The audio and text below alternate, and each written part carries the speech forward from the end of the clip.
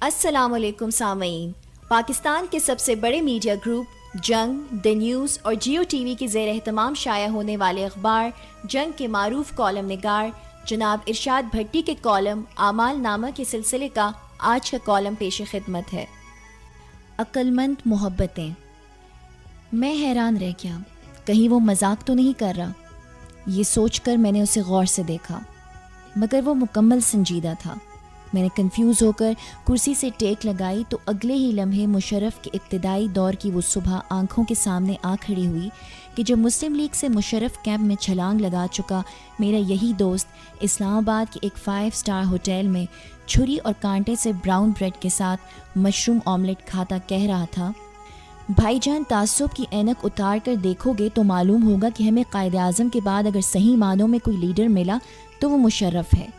پھر زرداری دور کی وہ حفظدہ شام بھی یاد آ گئی کہ جب وفاقی دارالحکومت کے گراؤنڈ میں واک کے بعد بینچ پر بیٹھا میثاق جمہوریت کا فین یہی مہربان فرما رہا تھا کہ یہ زرداری صاحب ہی کہ جنہوں نے پرویز مشرف سے ہماری جان چھڑائی، اور یہ بھی زرداری صاحب ہی کہ جن کی مفاہمتی سیاست ملکی بقا کی ضمانت بنی. اور پھر میاں برادران کے آتے ہی مسلم لیگ نون میں آ چکے اسی صاحب کو اس دن جب میں یہ سنا چکا کہ امریکی سروے کے مطابق ہر سال پاکستان نہ صرف 250 ارب ڈالر کا سیلابی پانی ضائع کر دے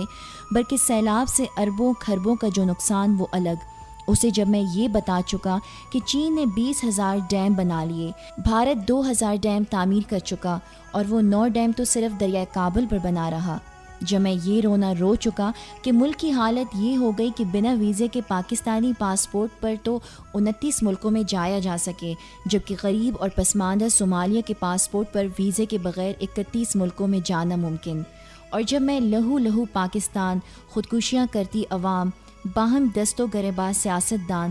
اور مسلسل بڑھتے قرضوں پر نوحہ خوانی کر چکا تو سب کچھ چپ چاپ سنتا میرا یہ دوست پہلی بار بولا، بھائی جان فکر نہ کرو، مسائل حل ہونے والے، کیونکہ قائد محترم بیماری کے باوجود ہمارے مستقبل کے لیے دن رات ایک کیے بیٹھے. یہ کہہ کر میرے اس سدا بہار سیاستدان نے اپنی ولایتی سگریٹوں کی ڈبی سے ایک سگریٹ نکالا، اسے اپنے قیمتی لائٹر سے سلگایا اور پھر 2-4 لمبے لمبے کش مار کر کہنے لگا، ابھی چند ماہ پہلے میں نے قائد محترم کو اپنے والد کی قبر پر فاتحہ کے بعد یہ دعا مانگتے سنا کہ اے اللہ مجھے اتنی ہمت اور توفیق دے کہ میں ملک و قوم کے مسائل حل کر سکوں.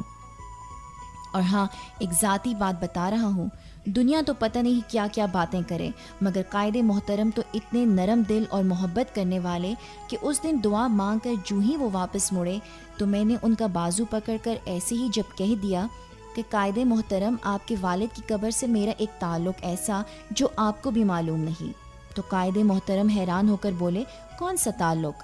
میں نے کہا، قائد محترم نہ صرف آپ کے والد محترم کی قبر میں نے اپنی نگرانی میں تیار کروائی، بلکہ جب قبر تیار ہو گئی تو میں نے پہلے قبر میں لیٹ کر دیکھا کہ قبر کی لمبائی یا چوڑائی ٹھیک اور قبر آرام دہ ہے یا نہیں. یہ سننا تھا کہ قائد محترم کے آنسو چھلکے اور انہوں نے آگے بڑھ کر مجھے گلے لگا لیا. میرے اس قومی رہنما نے خاموش ہو کر سگریٹ کا ایک کش مارا تو میں نے طنزیہ لہجے میں کہا،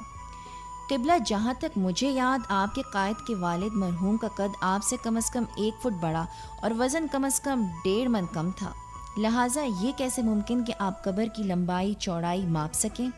جواب آیا، آخری مہینوں میں بیماری اور ورزش نہ ہونے کی وجہ سے والد محترم کا جسم پھیل گیا تھا، اور جب جسم پھیلا تو جہاں ان کا وزن میرے جتنا ہوا وہاں ان کا قد بھی گھٹ کر تقریباً میرے جتنے ہی ہو گیا تھا. مگر یار تم قبر کی لمبائی چوڑائی کے چکروں میں کیوں پڑ گئے؟ یہ کیوں نہیں سوچ رہے کہ مجھے اپنے قائد سے اتنی محبت کہ میں ان کے والد کی قبر میں لیٹ گیا؟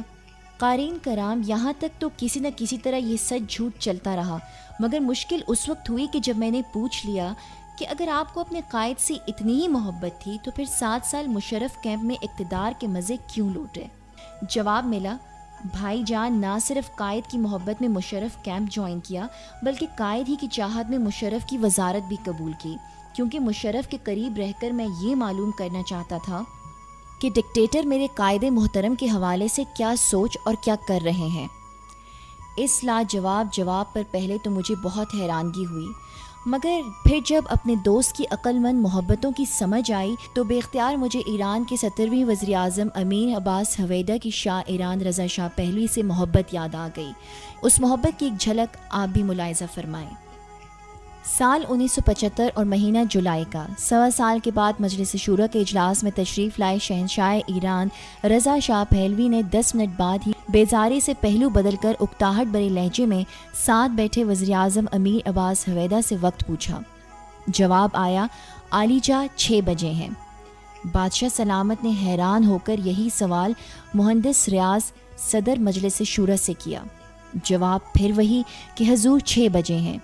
شہنشاہ حیران ہو کر بولے، حیرت ہے، میری گھڑی 5 بجا رہی ہے، یہ 1 گھنٹہ پیچھے۔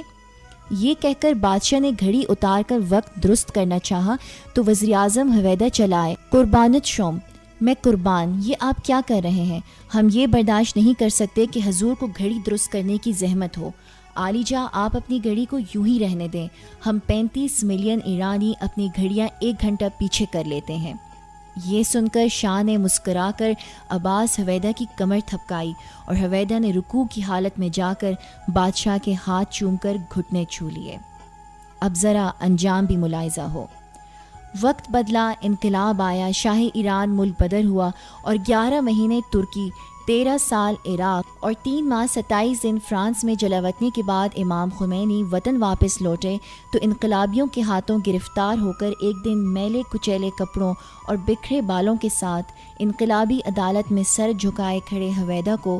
زمین پر فساد پھیلانے والا اور خدا کا دشمن قرار دے کر جب سزائے موت سنائی گئی تو 13 سال ایران کے وزیر اعظم رہ چکے ہویدا ڈبڈبائی آنکھوں سے جج کی طرف دیکھتے ہوئے درخواست گزار ہوئے، مجھے 1 ماہ کی مہلت دی جائے تاکہ میں اپنی بایوگرافی لکھ سکوں۔ چند لمحے سوچنے کے بعد جج نے یہ درخواست تو رد کر دی، البتہ 7 اپریل 1979 کو سزائے موت سے پہلے انقلابیوں نے انہیں جب یہ رعایت دینی چاہی کہ اگر وہ چاہیں تو اپنی بوڑھی ماں سے آخری بار مل سکتے ہیں تو ہویدا یہ رعایت لینے سے انکار کر دیتے ہیں۔ وجہ پوچھی گئی تو پھانسی گھاٹ پر جانے سے چند گھنٹہ پہلے دونوں ہاتھوں سے سر پکڑ کر زمین پر نظریں گاڑے لکڑی کی کرسی پر بیٹھے امیر عباس ہویدا آہستگی سے بولے، میں چاہتا ہوں کہ ماں کی نظروں میں میری قید و بند سے پہلے والی صورت بسی رہے۔